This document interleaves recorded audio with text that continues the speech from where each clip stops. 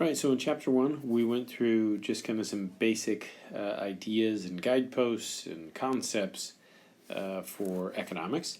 And so here in chapter 2 of our textbook, we're going to turn our attention to kind of basic aspects of an economy. All right, we're going to talk about trade, exchange, some of the things needed for that is property rights, legal systems to enforce those rights. We'll go through our first example of a simplified diagram. That's the production possibilities curve. And so we'll talk about some concepts at the end, comparative advantage, different types of economic systems, right? This is where we can talk about markets or command systems like communism. And so chapter 2 is really about fundamental basics of an economy, okay? All right, so what we're going to start off with is talking about trade. And when we use the word trade, a lot of times we also mean exchange,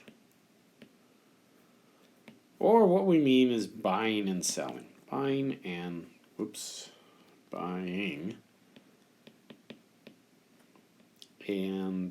selling.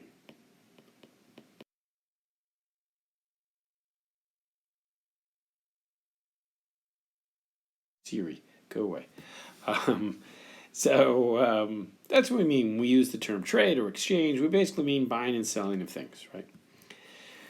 So we'll start with the kind of first aspect of trade, which is that trade creates value. That is, the reason why buyer and seller buy and sell things and exchange things in a market is that both sides of the transaction generally make themselves better off, okay?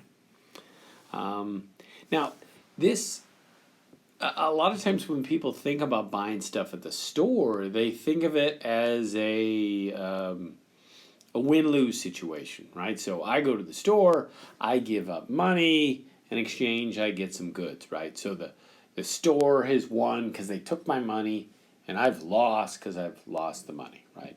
But that's not the way to think about it. If that were the case, then why the heck would people go to a store if they're getting ripped off all the time, right?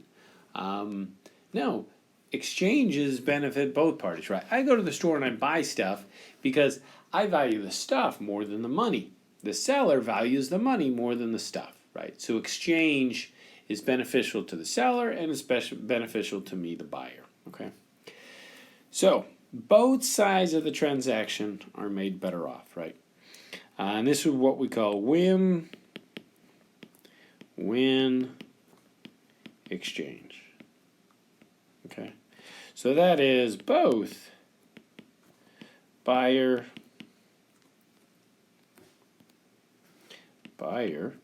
and seller make themselves better off.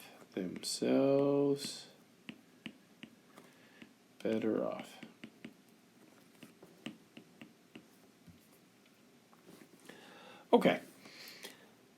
Now, we also will sometimes call this the double thank you. Now, this is something you might have noticed. Like, for example, you go into a coffee shop, you're going to buy some coffee. You order the coffee, you pay for it, and then they make it for you, and then they hand it to you.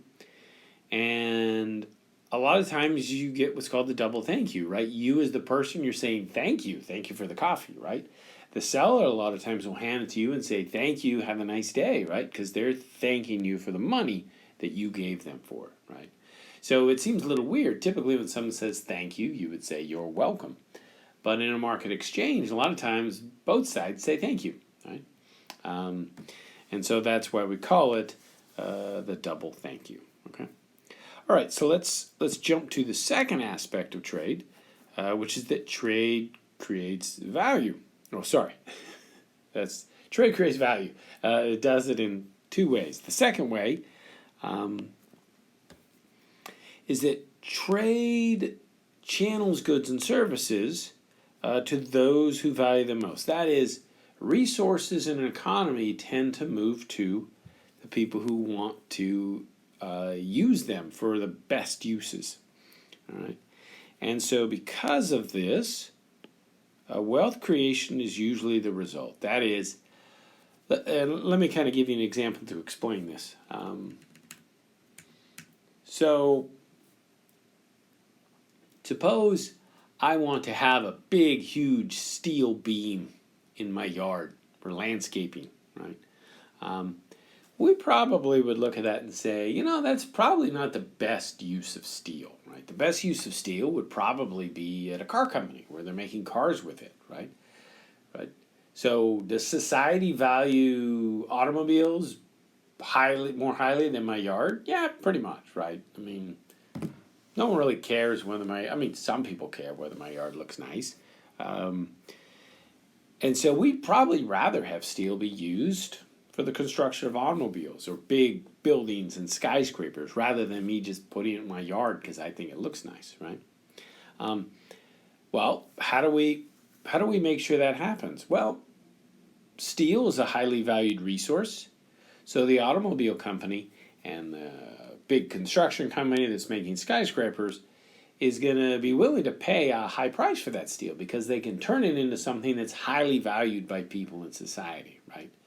So they're willing to pay a high price for it. They get the resources, right? They bid those resources away from me because for me, it'd be nice to put it in my yard, but I'm probably not going to spend more than $50 or $100 for it, right?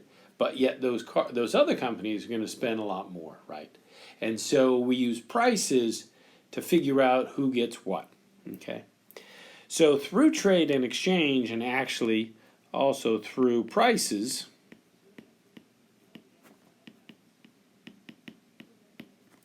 resources flow to where they're most valued. Resources flow to where they are most valued.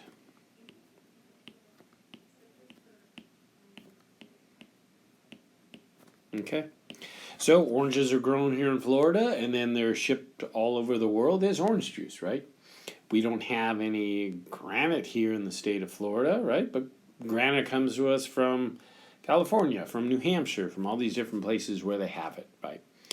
The goods don't stay where they're produced; they travel to where they're valued. Okay. Okay. So all right. So trade creates value. Buyer and seller make themselves better off, and resources through trade and exchange tend to flow where they're valued most. All right. So we've got those two parts down. Let's talk about things that either facilitate or prevent trade, right? And this is what we call a barrier to trade, right?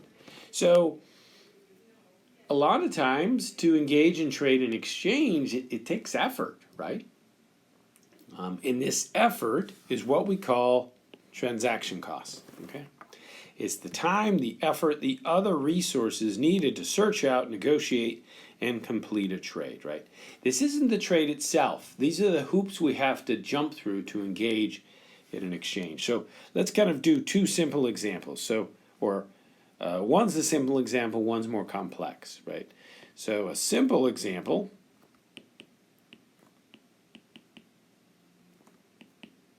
or maybe not a simple example. Maybe the best way to say it is a low-cost example. Let's do that. Low-cost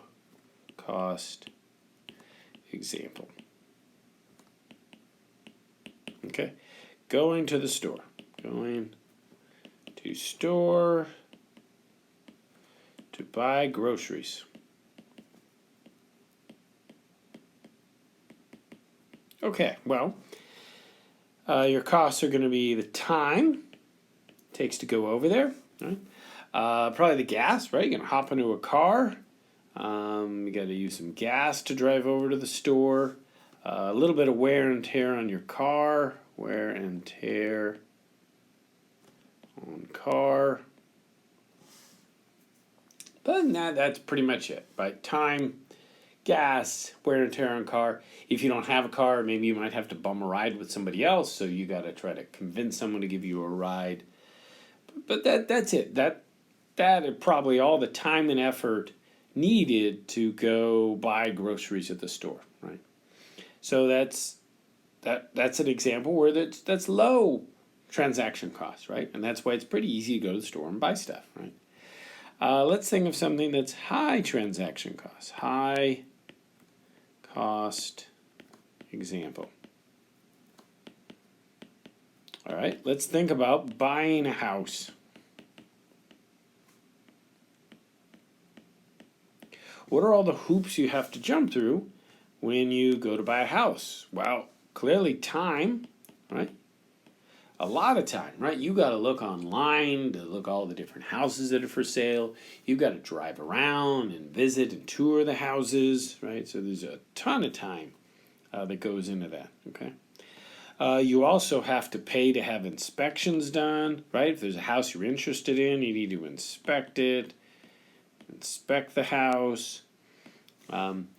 Eventually, at some point, you need to pay the real estate agents, right? So, agent fees. Okay. There's title fees. I mean, there's all kinds of lawyers that have to be paid. Title fees. Right?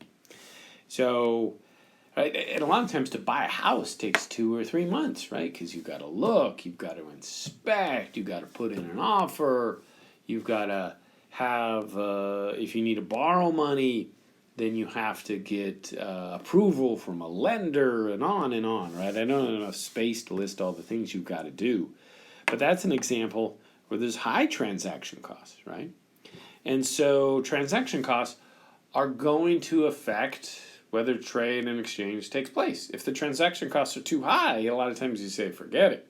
I'm not going to do it. Forget it. I'm not buying anything, right? But if they're low, like going to the store, then many more of those exchanges are probably going to take place, okay? All right, this one's an easy one. Has the internet increased or decreased transaction costs? Hopefully, as you're thinking about this, you realize the internet is amazing and makes it easier for us to gather information and to find new buyers and sellers. So the internet has vastly decreased transaction costs, right? It's made it a lot easier to engage in trade and exchange, okay?